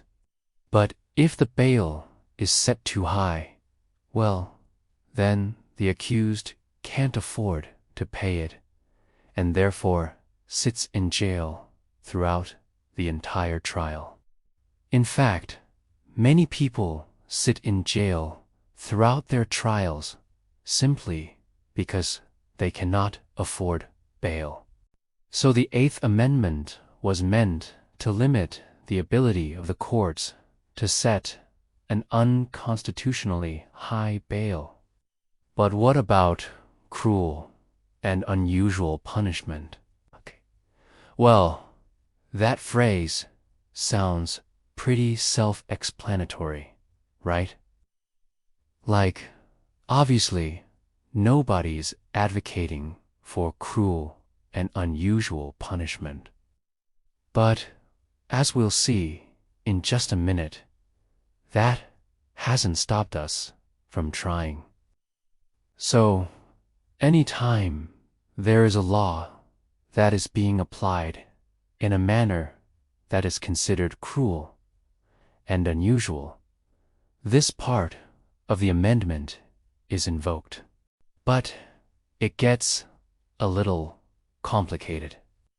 Remember, the framers did not create a federal court system for the resolution of disputes over whether or not a particular punishment was cruel and unusual.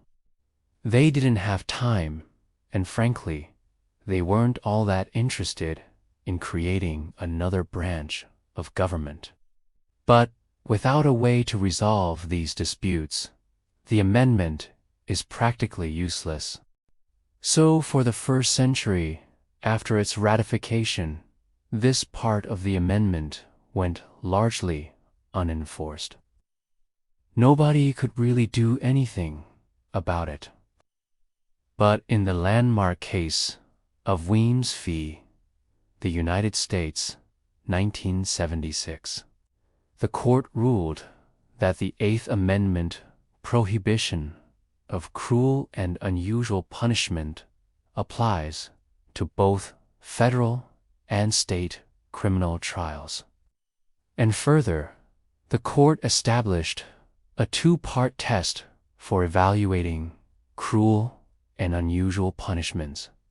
First, the punishment must be of a type that is not patently outrageous. In other words, if the punishment is something that is widely accepted around the country, then it's probably okay. But second, even if the punishment is of an accepted type, it can still be considered cruel and unusual if it is grossly disproportionate to the crime committed. So, that's the test. And since 1976, the Supreme Court has gradually chipped away at what kinds of punishments are acceptable and which ones are not. For example, in 2008, the court found that sentencing a person to death for raping a spouse was unconstitutional because the punishment was grossly disproportionate to the crime. But there is one more thing that we need to talk about here. While the Eighth Amendment prohibits cruel and unusual punishments, it does not prohibit all punishments that are cruel and unusual. Cruel and unusual punishments may still be imposed if they are in line with what is considered to be the evolving standards of decency in contemporary American society. And that brings us to the most recent and controversial application of this amendment in the area of capital punishment. Several prisoners sentenced to death for crimes committed as juveniles have challenged the constitutionality of their sentences, arguing that the death penalty for those under 18 at the time of the crime is always cruel and unusual. The Supreme Court has agreed, and in the case of Roper v. Simmons, the court ruled that executing anyone who committed their crimes as a minor is unconstitutional. However, the ruling only applies to cases in which the defendant was under 18 at the time of the crime. So that's all you need to know about the Eighth Amendment. Now, let's finish up with excessive fines. This one's easy. Imagine that you re-driving down the road and you get pulled over for imitating a police car by putting a bunch of flashing lights on your custom family car. Okay, now that you know what's in the amendment, let's talk about why it's there in the first place. And the answer is pretty simple. The framers wanted to include a specific limit on the power of the federal government. You see, ever since King John signed that Magna Carta back in 1215, English kings had struggled to maintain the idea that they ruled with absolute power. One of the ways that they tried to exercise that power was through taxation. But in order to make sure that the new American government didn't start taxing the people without representation, the framers included a specific limit on the power to tax in the Constitution. And then they went ahead and added this amendment to limit the power to punish. But the framers did not merely want to limit the power of the federal government. They also wanted to establish a humane vision of justice that would influence the way that all governments in America dealt with their citizens. And in this vision, excessive bail, excessive fines, and cruel and unusual punishments played no role. Finally, let's talk about why this amendment matters. Well, first of all, let's be honest. The Eighth Amendment matters most to people who have been arrested.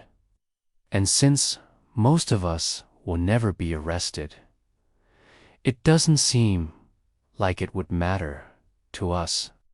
But think of someone you know who has been arrested. Has justice truly been served? Was the sentence fair? Was the bail reasonable? These are important questions, and this amendment provides the framework for answering them. So, while it may not seem like an important amendment to your life right now, it's a good bet that at some point in your life, it will. Okay, that is what you need to know about Amendment 13. Click right over here to grab a view packet if you need help getting an A in your class and a 5 on your exam in May. And additionally, I have developed a Heimer test to determine whether or not you should subscribe to my channel. If the answer is yes, then click right over here and join me for more. I'm out. The Ninth Amendment. The Ninth Amendment. Or Congress can't take away your unenumerated rights. And number 10. The 10th Amendment. Or states and the people retain all powers not granted to the federal government. Okay, let's talk about these two amendments that are pretty similar, but they have a few differences here. So, of course, we're in Chapter 14, which is all about civil liberties. So, that's what these two amendments do. Protect civil liberties. They protect individual rights. Now, if you look at the wording of these two amendments, they're very short. But their meaning and their importance is actually quite big. Let's start with the Ninth Amendment. The Ninth Amendment, or Congress can't take away your unenumerated rights. Now, I want to remind you of something that we've been talking about throughout this chapter. In this chapter, we've been talking about all the different amendments and laws that protect our civil liberties. And one of the things we've talked about is that the government, especially at the national level, has a tendency to want to assert its power, to try to tell people what they and do, or what they and say, or how they and worship. And so, as a result, these amendments are there to try to keep the government from doing that. And the Ninth Amendment is another one of those. The Ninth Amendment says, "The enumeration in the Constitution of certain rights shall not be construed to deny or disparage others retained by the people." Okay, now, let's break down that language because it's simple, but it's got some big meaning. First, it says, the enumeration in the Constitution of certain rights. What does that mean? It means when the framers listed certain rights in the Constitution, like the First Amendment rights, for example, freedom of speech, religion, press, assembly, petition, and the Second Amendment right to bear arms, etc. They didn't intend for that to be an exhaustive list. Okay, this amendment basically says, just because you don't see a right explicitly mentioned in the Constitution doesn't mean that you don't have that right. Your rights aren't limited to those enumerated in the Constitution. Let's go back to the Dred Scott decision that we were talking about in Chapter 12. Do you remember that? Well, Dred Scott was arguing that he had certain rights, including the right to own property, and therefore he should be free. But the Supreme Court said, under the Constitution, there is no right to own property, and therefore, he's not entitled to any of those things. Well, the Ninth Amendment would suggest otherwise. The Ninth Amendment would suggest that, yeah, there's probably an unenumerated right to own property and a right to be free from slavery. So the Ninth Amendment protects those unlisted rights. It essentially says that the listing of certain rights in the Constitution does not mean that those are the only rights that people have. There are other rights that are just not specifically named in the Constitution. You know, it's impossible to list every single right that people have, and certainly the framers weren't going to try to do that. And so this amendment basically says that we, the people, retain all those other rights that aren't specifically mentioned in the Constitution. So think about all the different rights that you enjoy. Think about the right to privacy, for example. That isn't mentioned in the Constitution, but most Americans would agree that they have a right to privacy. Think about the right to travel. That isn't mentioned in the Constitution, but you probably have a right to travel. Think about your right to make a contract, to enter into a contract, to do business. Those things aren't mentioned in the Constitution, but they're clearly rights that are protected by the 9th Amendment. Okay, so let's move on to the 10th Amendment. And again, remember, these two amendments kind of work together. The 10th Amendment says, the powers not granted in the Constitution to the federal government, in the states, or to the people. Okay, now, before we talk about what that means, let's think about where these two amendments came from. As we've seen throughout this book, the American Revolution and the drafting of the Constitution were all about striking the right balance between liberty and authority. The authority of the government, especially at the national level, was something that Americans had just recently fought a war against. And so they knew they wanted to create a government that had certain powers, but they didn't want to give too much power to the central government. They wanted to make sure that the people and the states retained a lot of that power. So the 10th Amendment reflects that fear, that desire to limit the power of the federal government. The 10th Amendment is part of what's called a Bill of Rights, the first 10 amendments to the Constitution. And the Bill of Rights was added to the Constitution in order to address the fears of those who were calling for a strong central government, like the Anti-Federalists. They feared that the federal government would become too powerful, and so the Bill of Rights, especially the 10th Amendment, was added in order to address those concerns. So the 10th Amendment says that any powers not specifically given to the federal government in the Constitution remain in the states or in the people. Now, what does that mean? Well, let's break down that language. The powers not granted in the Constitution to the federal government in the states or to the people. Okay, so the first part, the powers not granted, that's pretty simple. It simply means that the federal government doesn't have any power unless it is specifically granted to it in the Constitution. Remember what we learned in Chapter 3 about how the Constitution sets up this federal system and how the powers of the government are divided between the federal government and the state governments. So this amendment simply reiterates that principle, and then it goes on to say that any powers not granted in the Constitution to the federal government remain in the states or to the people. So the 10th Amendment basically says that the people and the states retain all the powers that the federal government doesn't have. And where does that come from?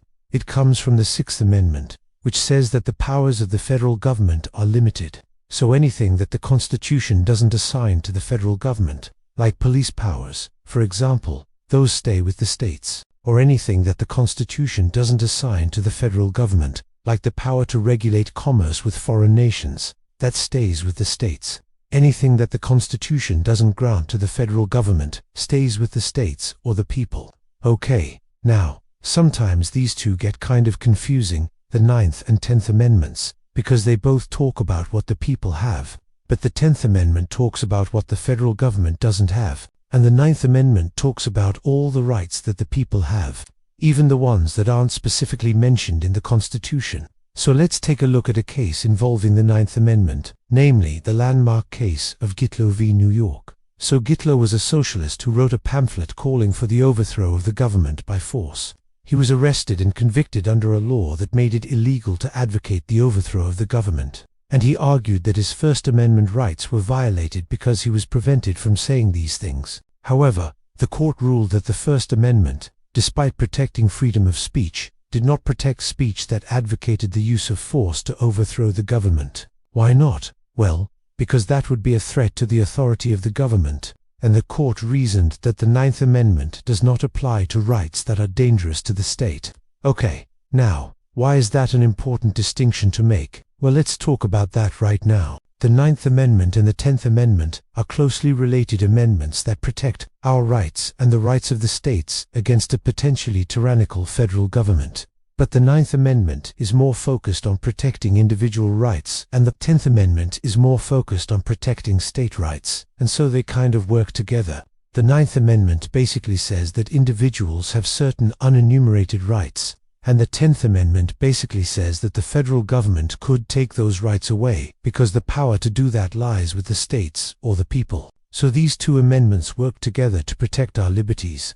Okay, now, historically, the 10th Amendment was invoked more often than the 9th, for most of American history. People invoked the 10th Amendment to argue that the federal government was infringing upon the rights of the states, like in the area of civil rights. For example, Southern states used the 10th Amendment to resist federal attempts to force them to desegregate. However, in recent years, the Ninth Amendment has gotten more attention because it protects individual rights, and that's been important in cases like Roe v. Wade, for example, where a woman's right to an abortion was established through the Ninth Amendment's recognition of a woman's unenumerated rights. Okay, so the Ninth Amendment and the 10th Amendment are two of several amendments that protect our rights and our liberties. These amendments help ensure that the government doesn't infringe upon our individual rights. And these amendments also help ensure that the federal government doesn't become too powerful. Hello everyone, and welcome back to our journey through American history. We've reached the final chapter, Chapter 15, where we explore the enduring legacy and memory of the Bill of Rights. It's one thing to write down a list of freedoms, but it's another thing entirely for those words to live and breathe for over 2 centuries. So, how did these first 10 amendments to the Constitution go from parchment to the very core of what it means to be an American? Let's find out. When the Bill of Rights was ratified in 1791, it was a promise of protection against a powerful central government. But for a long time, that promise was limited. It was seen as applying only to the federal government, not the states. Think about that for a moment.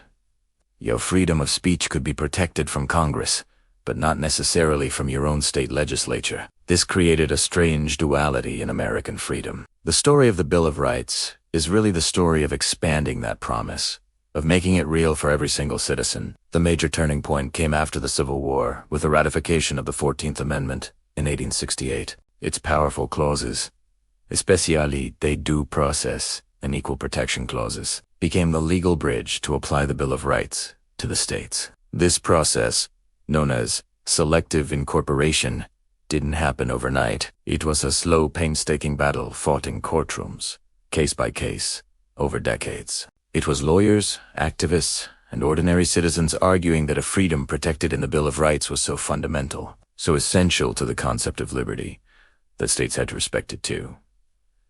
Let's talk about some of these landmark battles. Think of the First Amendment and the fight for free speech. In the early 20th century, cases like Jitlow v. New York began this process of incorporation. The Supreme Court started to recognize that the fundamental personal rights and liberties protected by the First Amendment were part of the liberty protected from state impairment by the 14th Amendment. This paved the way for landmark decisions, protecting political speech, artistic expression, and even unpopular or controversial ideas. It asked the reason why a protester in California is protected by the same principles as a journalist in New York. And what about the civil rights movement of the 1950s and 60s? This was the Bill of Rights in action on the streets. Activists weren't just demanding new laws, they were demanding the fulfillment of existing promises. They used their First Amendment rights to speak out, to assemble peacefully, to petition the government for a redress of grievances. They marched, they sat in, they organized, they were testing the limits of these freedoms, and in doing so, they expanded them for everyone. The movement powerfully demonstrated that the Bill of Rights isn't just a legal document. It's a tool for social change. It's the people's charter for demanding justice. The story doesn't stop there. Think about the right to privacy. It's not explicitly mentioned in the Bill of Rights, but the Supreme Court, in cases like Griswold v. Connecticut, found it in penumbras, or shadows, of several amendments. The First, Third, Fourth, and Ninth. This interpretation argues that the specific rights listed imply a broader right to be left alone by the government in personal matters. This has led to some of the most heated and ongoing debates in our society, touching on everything from reproductive rights to digital surveillance. It highlights a core tension.